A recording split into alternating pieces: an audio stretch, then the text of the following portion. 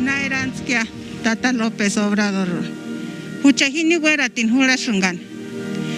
Iman pinda kore kankera pont pascuarun.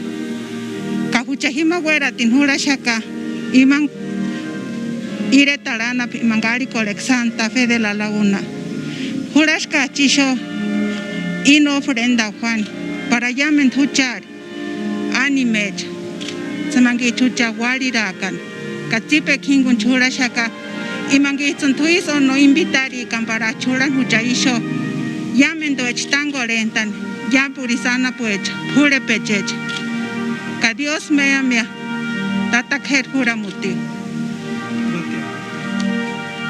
Nana beati. Inskushunga que ni batean para que hachira koreakan. Brutambe.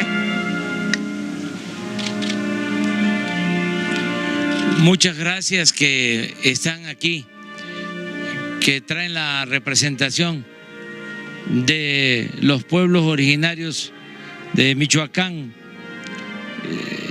de Pátzcuaro, de todas las regiones de Michoacán.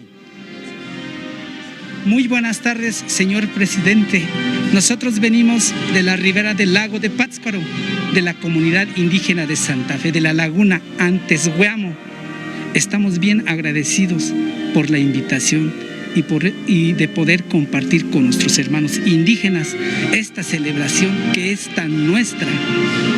Este altar está dedicado al general Lázaro Cárdenas, ya que en nuestro territorio lo recordamos muchísimo.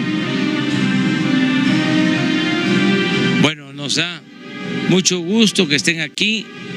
Acaba de conmemorarse, de recordarse los 50 años del fallecimiento del general Cárdenas. Estuvimos en el Monumento a la Revolución, pero esto que están haciendo, el dedicarle esta ofrenda al general, es muy importante porque él quería mucho a los pueblos. Es el presidente que le ha tenido más amor al pueblo de México.